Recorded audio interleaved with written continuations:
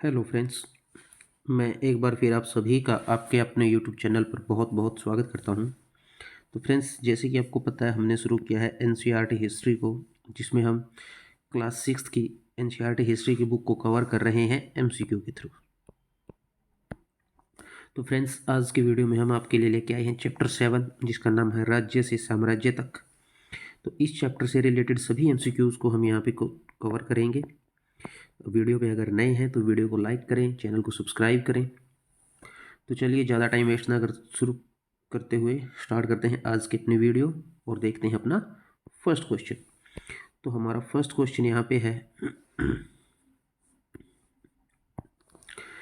जब एक ही परिवार के सदस्य एक के बाद एक शासक बनते हैं तो फिर उस परिवार को अक्सर क्या कहा जाता है?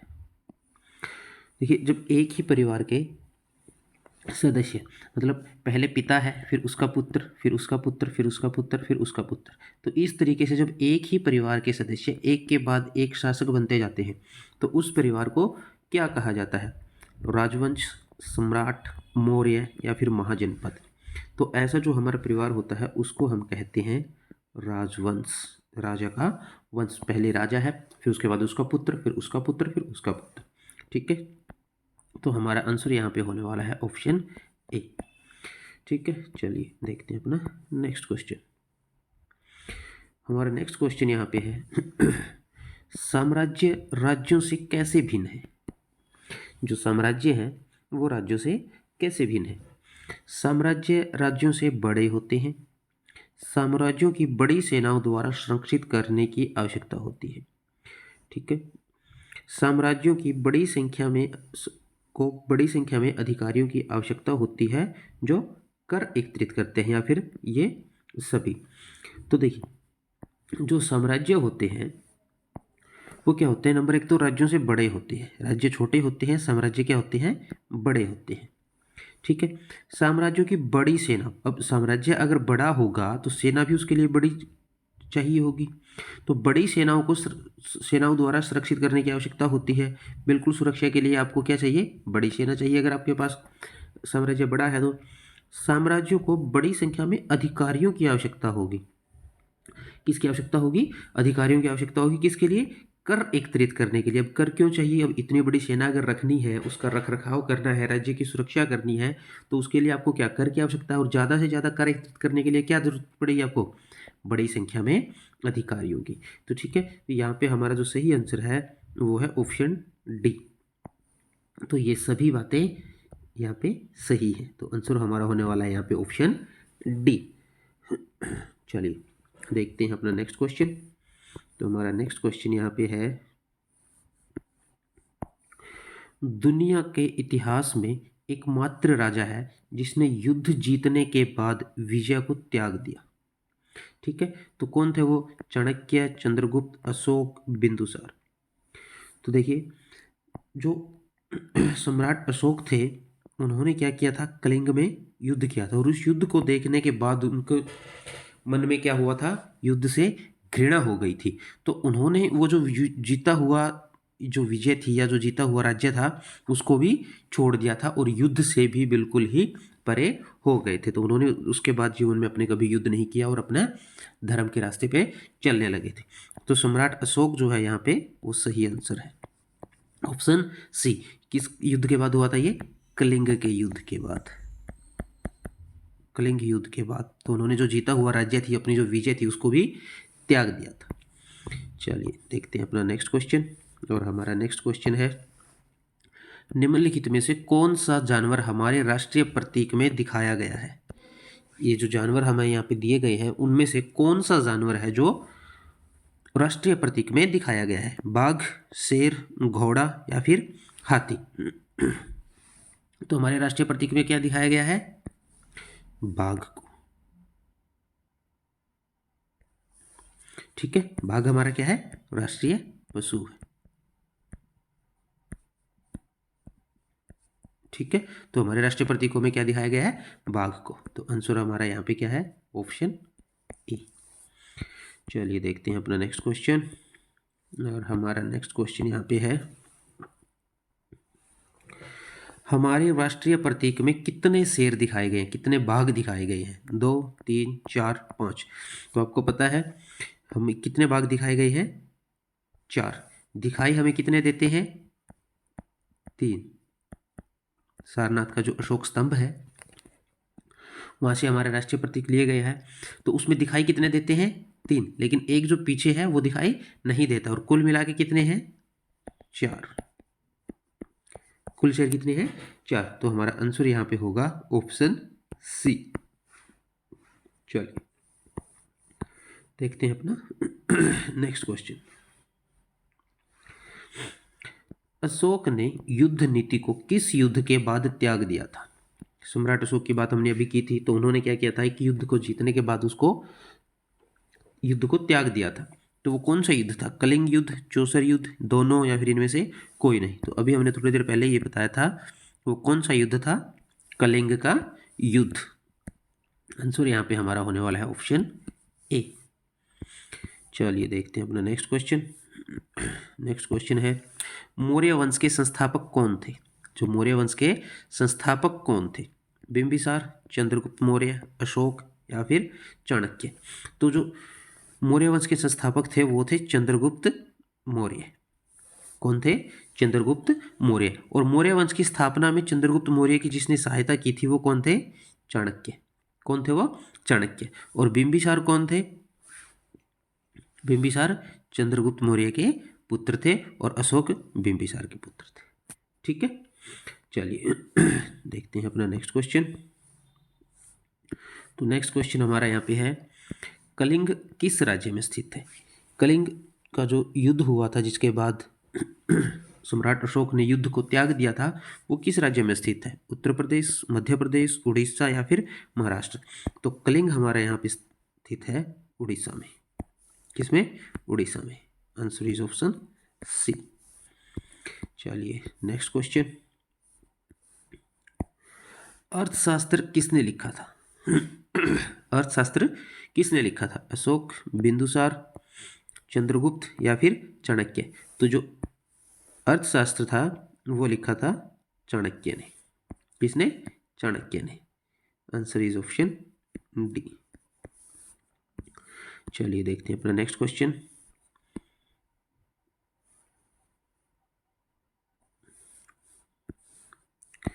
नेक्स्ट क्वेश्चन हमारे यहाँ पे है अशोक ने किस धर्म का पालन करने को कहा? धर्म, हिंदू, मुस्लिम, या फिर ईसाई?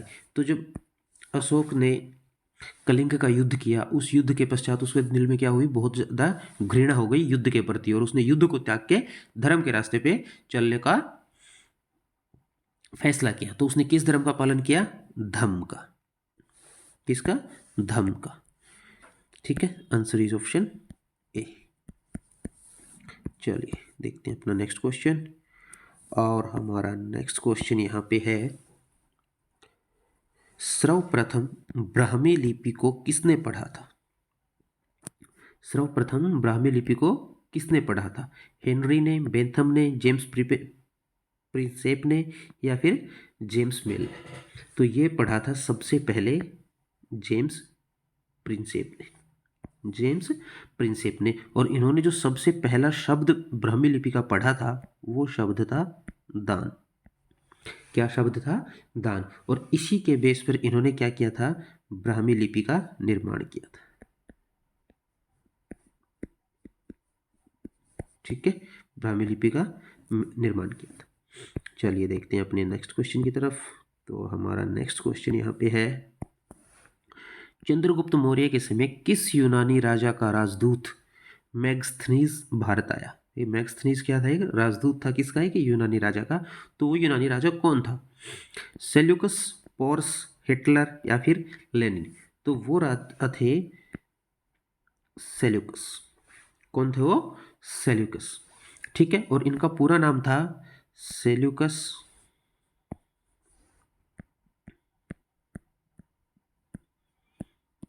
प्रथम निकेटर। सेल्यूकस प्रथम निकेटर इनका क्या था? पूरा नाम था। ठीक है, और ये जो सेल्यूकस प्रथम निकेटर थे ये जो थे ये सिकंदर के सेनापति थे, जो सिकंदर के प्रमुख सेनापति थे उनमें से एक थे। और सिकंदर की मृत्यु के पश्चात इन्होंने क्या किया था, सिकंदर का जो सपना था पूरी दुनिया को जीतने का, उस सपने को पूरा करने के लिए भारत पे आक्रमण करने की योजना भी बनाई थी। ठीक है, चलिए। तो इनका जो राजदूत था मैक्सथनीज, वो क्या हुआ था, चंद्रगुप्त मौर्य के समय पे भारत में आया था। ठीक है, चलिए देखते हैं अपना नेक्स्ट क्वेश्चन। तो नेक्स्ट क्वेश्चन हमारा यहाँ पे है, किस युद्ध को जीतने के बाद अशोक का मन दुख से भर गया? तक्षशिला, कलिंग, उज्जैनी या फिर श्रवणगिरी? तो ये कौन सा युद्ध था? कलिंग का युद्ध था। Answer is option B. चलिए नेक्स्ट क्वेश्चन, अशोक के राजा बनने के कितने वर्ष बाद कलिंग का युद्ध हुआ था? जब अशोक राजा बना उसके कितने वर्ष बाद कलिंग का युद्ध हुआ? 2 वर्ष, 4 वर्ष, 6 वर्ष, 8 वर्ष? तो ये जो युद्ध हुआ था ये हुआ था उनके राजा बनने के 8 वर्ष बाद। कितने बाद? 8 वर्ष बाद। Answer is option D. चलिए देखते हैं अपना नेक्स्ट क्वेश्चन, और हमारा नेक्स्ट क्वेश्चन है, अशोक के साम्राज्य में जनपदीय न्यायालय के न्यायाधीश को क्या कहा जाता था? जो जनपदीय न्यायालय थे उसके जो न्यायाधीश थे उनको क्या कहा जाता था? ग्रामीण, स्मार्ता, पुरोहित या फिर राजुक? तो जो जनपदीय न्यायालय के न्यायाधीश थे उनको बोला जाता था राजुक। क्या बोला जाता था? Rajuk. Answer is option D. चलिए देखते हैं अपना नेक्स्ट क्वेश्चन। नेक्स्ट क्वेश्चन हमारे यहाँ पे है, कलिंग युद्ध में कितने लोगों की मृत्यु हुई? जब कलिंग का युद्ध हुआ उस युद्ध में लगभग कितने लोगों की मृत्यु हुई? 1000, 1 लाख, 10,000 या फिर 10 लाख? तो यहाँ पे 1 लाख लोगों की मृत्यु हुई थी। कितने लोगों की? 1 लाख लोगों की। तो आंसर इज ऑप्शन बी। चलिए देखते हैं नेक्स्ट क्वेश्चन। नेक्स्ट क्वेश्चन हमारा है, किसके उपदेश ने सम्राट अशोक को प्रभावित किया? महावीर, कन्फ्यूशियस, महात्मा बुद्ध या फिर ईसा मसीह? तो सम्राट अशोक जो थे वो सबसे अधिक प्रभावित थे महात्मा बुद्ध से। किससे? महात्मा बुद्ध से। Answer is option C. चलिए नेक्स्ट क्वेश्चन, मौर्य वंश का प्रमुख राजा कौन था? चंद्रगुप्त, बिंदुसार, अशोक या फिर सभी? तो देखिए, जो स्थापना की थी वो की थी चंद्रगुप्त मौर्य ने। किसकी सहायता से? चाणक्य की सहायता से। बिंदुसार कौन थे? चंद्रगुप्त मौर्य के पुत्र थे। और अशोक किसके पुत्र थे? बिंदुसार के पुत्र थे। तो ये सभी जो थे वो क्या थे? मौर्य वंश के प्रमुख शासक थे। ठीक है, इन्होंने स्थापना की थी, चंद्रगुप्त ने। बिंदुसार ने राज्य का प्रसार प्रसार किया था। और मौर्य वंश को जो सबसे अधिक प्रचार प्रसार हुआ वो हुआ सम्राट अशोक के समय में। किसमें? सम्राट अशोक के समय में। ठीक है, तो आंसर हमारा यहाँ पे क्या बनेगा? Option D. ये सभी जो थे वो क्या थे? प्रमुख शासक थे मौर्य वंश के। चलिए नेक्स्ट क्वेश्चन। नेक्स्ट क्वेश्चन हमारा है, सम्राट अशोक कहाँ का शासक था? काशी, मगध, वैशाली या फिर कलिंग? तो जो सम्राट अशोक थे वो कहाँ के शासक थे? मगध के। कहाँ के? मगध के। और इन्होंने क्या किया था? कलिंग को जीता था, और उसको जीतने के बाद क्या कर दिया था? युद्ध से बिल्कुल दूरी बना ली थी और उन्होंने युद्ध न करने का प्रण लिया था। तो हमारा आंसर यहाँ पे होने वाला है ऑप्शन बी। तो चलिए देखते हैं अपना नेक्स्ट क्वेश्चन। हमारा नेक्स्ट क्वेश्चन यहाँ पे है, दक्षिण भारत में 2020 से 1800 साल पूर्व तक किस वंश का शासक या शासन रहा था? चोलों का, चेरों का, पांड्यों का या फिर उपरोक्त सभी का? तो जो 2200 से 1800 साल वर्ष पूर्व तक था वो इन सभी का शासन रहा था। ठीक है, आंसर इज ऑप्शन बी। चलिए देखते हैं अपना नेक्स्ट क्वेश्चन, और हमारा नेक्स्ट क्वेश्चन है, मौर्य साम्राज्य का पतन लगभग कितने वर्ष पहले हो गया था? मौर्य साम्राज्य का पतन लगभग कितने वर्ष पूर्व हो गया था? 2200 वर्ष पूर्व, 2300 वर्ष पूर्व, 2000 वर्ष पूर्व या फिर 2100 वर्ष पूर्व। तो जो पतन था वो हो गया था 2200 वर्ष पूर्व। Answer is option A. चलिए देखते हैं नेक्स्ट क्वेश्चन। और नेक्स्ट क्वेश्चन यहाँ पे है, अशोक के अधिकांश शिलालेख किस भाषा में लिखे गए हैं? संस्कृत, मगध, प्राकृत या फिर हिंदी? तो अशोक के जो अधिकांश शिलालेख है वो लिखे गए हैं प्राकृत भाषा में। कौन सी भाषा में? प्राकृत भाषा में। प्राकृत क्या थी? उसमें आम बोलचाल की भाषा थी। क्या थी? आम बोलचाल की भाषा। ठीक है, तो आंसर हमारा यहाँ पे क्या बनेगा? Option C. चलिए देखते हैं नेक्स्ट क्वेश्चन। नेक्स्ट क्वेश्चन हमारे यहाँ पे है, शेरों के चित्र को कहाँ एक विशाल स्तंभ पर लगाया गया था? वाराणसी, सारनाथ, उज्जैन या फिर दिल्ली? तो शेरों के चित्र को कहाँ लगाया गया था? सारनाथ के अशोक स्तंभ पे, जहाँ से हमारे राष्ट्रीय प्रतीक लिए गए हैं। ठीक है, तो ये कहाँ लगाया गया था? सारनाथ के स्तंभ पे। ठीक है, तो आंसर इज ऑप्शन बी। चलिए देखते हैं अपना नेक्स्ट क्वेश्चन। नेक्स्ट क्वेश्चन हमारा यहाँ पे है, इतिहास के महानतम राजाओं में कौन था? अशोक, धनानंद, चरक या फिर बाणभट्ट? तो इतिहास में जितने महानतम शासक हुए हैं उनमें से सबसे महान शासक किसको माना जाता है? सम्राट अशोक को। किसको माना जाता है? सम्राट अशोक को। Option is answer A. चलिए देखते हैं नेक्स्ट क्वेश्चन। कलिंग का प्राचीन नाम, कलिंग का प्राचीन नाम क्या है? तटीय उड़ीसा, पश्चिम बंगाल, पश्चिमी उड़ीसा या फिर पूर्वी बंगाल? तो जो कलिंग का प्राचीनतम नाम है वो है तटीय उड़ीसा। क्या है? तटीय Orissa. Answer is option A. चलिए देखते हैं अपना नेक्स्ट क्वेश्चन। और नेक्स्ट क्वेश्चन हमारा है, चंद्रगुप्त की किस शासक ने मौर्य शासन की स्थापना में सहायता की थी?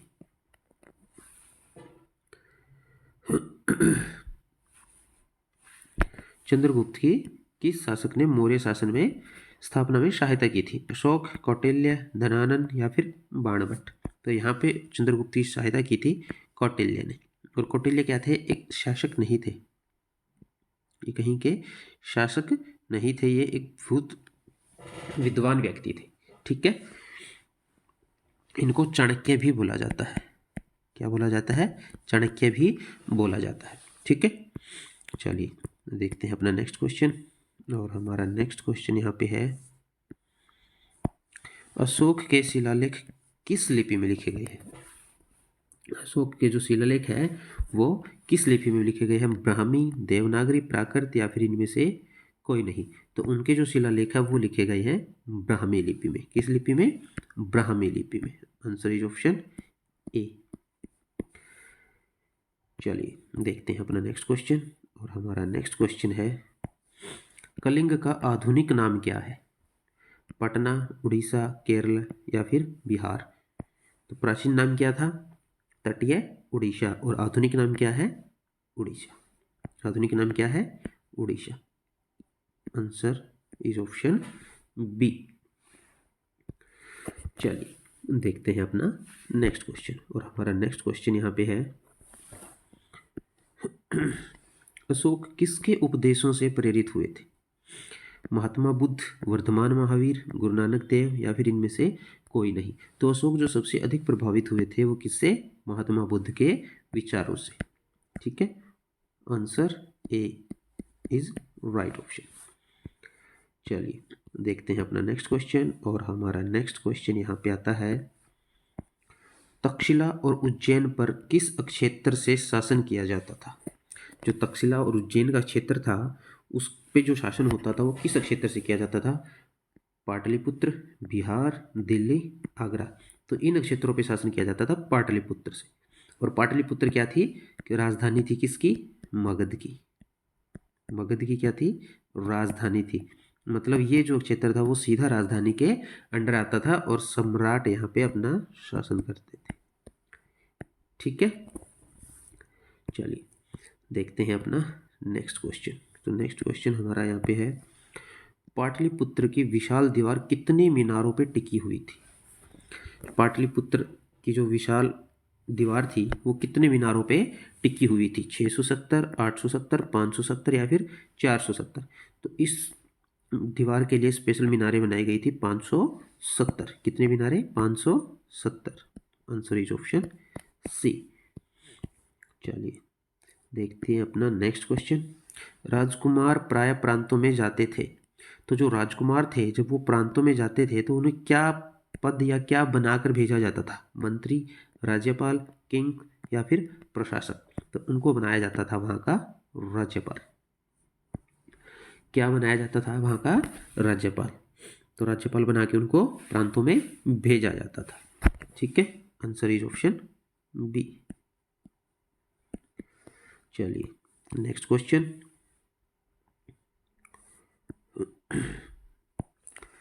निम्नलिखित में से कौन मौर्य शासक नहीं है? चंद्रगुप्त, इन्होंने स्थापना की थी। बिंदुसार, चंद्रगुप्त के पुत्र थे। अशोक, बिंदुसार के पुत्र थे। और बिंबिसार जो थे वो मौर्य शासक नहीं थे। तो आंसर यहाँ पे हमारा होने वाला है ऑप्शन डी। चलिए देखते हैं अपना नेक्स्ट क्वेश्चन। और हमारा नेक्स्ट क्वेश्चन है, एक विशाल साम्राज्य के राज्य को क्या कहा जाता है? जब भी कोई विशाल साम्राज्य होता है उसका में जो राज्य होता है उसको क्या कहा जाता है? जिला, पूंजी, प्रांत या फिर गांव? तो उस राज्य को कहा जाता है प्रांत। क्या कहा जाता है? प्रांत। Answer is option C. चलिए देखते हैं अपना नेक्स्ट क्वेश्चन। और हमारा नेक्स्ट क्वेश्चन यहाँ पे है, राजकाज क्या है? राज्यों में शिकार करने की कला, मिट्टी के बर्तन बनाने की कला, प्रांतीय सरकार या साम्राज्य चलाने की कला, किसी विशेष अवस्था में चीजें को बनाने की कला? तो यहाँ पे जो राजकाज है वो है प्रांतीय सरकार या साम्राज्य चलाने की कला। प्रांतीय सरकार या साम्राज्य चलाने की कला, ऑप्शन सी। चलिए देखते हैं अपना नेक्स्ट क्वेश्चन। धर्म के लिए प्राकृत शब्द क्या है? धम, धमारा, धाम, धमन? तो धर्म के लिए जो प्राकृत शब्द है वो है धम। ठीक है, क्या है? धम। तो आंसर इज ऑप्शन ए। चलिए देखते हैं अपना नेक्स्ट क्वेश्चन। और हमारा नेक्स्ट क्वेश्चन यहाँ पे है, अशोक की राजधानी कौन सी थी? पाटलिपुत्र, सारनाथ, हस्तिनापुर, बोधगया? तो अशोक की जो राजधानी थी वो क्या थी?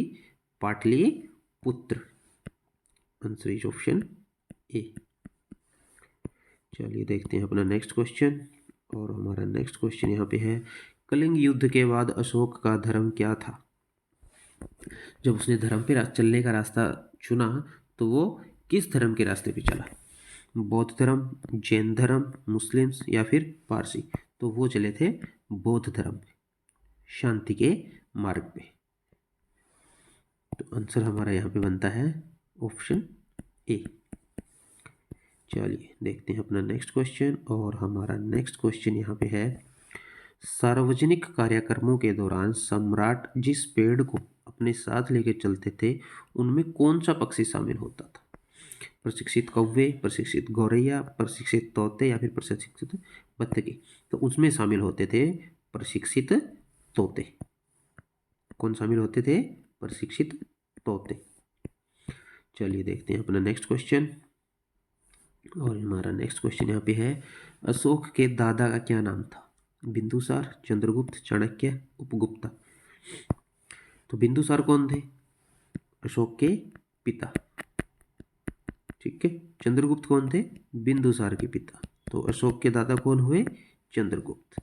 अशोक के दादा कौन हुए? चंद्रगुप्त। ठीक है, तो आंसर हमारा यहाँ पे बनता है ऑप्शन बी। और चाणक्य कौन थे? जिन्होंने चंद्रगुप्त की सहायता की थी मौर्य वंश की स्थापना करने में। चलिए देखते हैं अपना नेक्स्ट क्वेश्चन। और हमारा नेक्स्ट क्वेश्चन यहाँ पे है, चैत्य क्या है?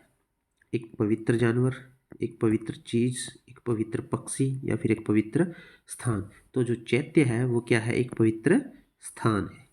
चैत्य क्या है? एक पवित्र स्थान है। Answer is option D. चलिए देखते हैं अपना नेक्स्ट क्वेश्चन। तो हमारा नेक्स्ट क्वेश्चन यहाँ पे है, चाणक्य के विचार किस पुस्तक में लिखे गए हैं? रामायण, महाभारत, अर्थशास्त्र या फिर इनमें से कोई नहीं। तो चाणक्य या जो कौटिल्य है उनके विचार लिखे गए हैं अर्थशास्त्र में। ठीक है, और ये किस में लिखे गए हैं, किस नाम से लिखे गए हैं? चाणक्य नीति के नाम से, चाणक्य नीति के नाम से। ठीक है, चलिए देखते हैं अपने नेक्स्ट क्वेश्चन। और हमारा नेक्स्ट क्वेश्चन यहाँ पे है, मौर्य साम्राज्य में रहने वाले लोग निम्नलिखित में से कौन सा व्यवसाय नहीं करते थे? सिलाई, शिल्प कौशल, खेती, शिकार करना। तो यहाँ पे जो लोग व्यवसाय नहीं करते थे वो था सिलाई। बाकी ये जो सारे व्यवसाय है उस समय लोगों के द्वारा किए जाते थे अपने जीवन यापन के लिए। ठीक है, चलिए नेक्स्ट क्वेश्चन, मौर्य वंश के पहले शासक कौन थे जिन्होंने अभिलेखों द्वारा जनता तक संदेश पहुंचाने की कोशिश की? मौर्य वंश में पहले शासक थे, कौन थे वो हमें पता करना है। तो उन्होंने क्या किया था, अभिलेखों द्वारा जनता तक संदेश, जो मतलब अपने संदेश थे वो अभिलेखों के ऊपर लिखवा दिए थे ताकि जनता उन्हें पढ़ सके। तो वो शासक कौन थे? अशोक, बिंदुसार, चंद्रगुप्त या फिर कौटिल्य? तो वो शासक थे सम्राट अशोक, सम्राट अशोक। चलिए देखते हैं अपना नेक्स्ट और लास्ट क्वेश्चन। तो हमारा लास्ट क्वेश्चन यहाँ पे है, जंगल में रहने वाले लोगों से उम्मीद की जाती थी कि वो मौर्य अधिकारियों को क्या वस्तुएं ला के देंगे। देखिए, अधिकारी क्या करते थे, कर वसूली करते थे। तो जो लोग जंगल में रहते थे उनसे उनकी क्या अपेक्षा रहती थी कि वो उन्हें क्या ला के दें? हाथी, मोम, मधु या फिर उपरोक्त सभी। तो यहाँ पे हमारा जो सही आंसर है वो है उपरोक्त सभी। जो लोग जंगल में रहते थे वो अधिकारियों को क्या ला के देते थे? हाथी, मोम और मधु। ठीक है, तो आज की वीडियो में फ्रेंड्स इतना ही। आज हमने चैप्टर 7 से रिलेटेड सभी एमसीक्यूज को यहाँ पे कवर किया है। आशा करते हैं आज की वीडियो आपको पसंद आई होगी। अगर वीडियो पसंद आई है तो वीडियो को लाइक करें, शेयर करें और चैनल को सब्सक्राइब करें।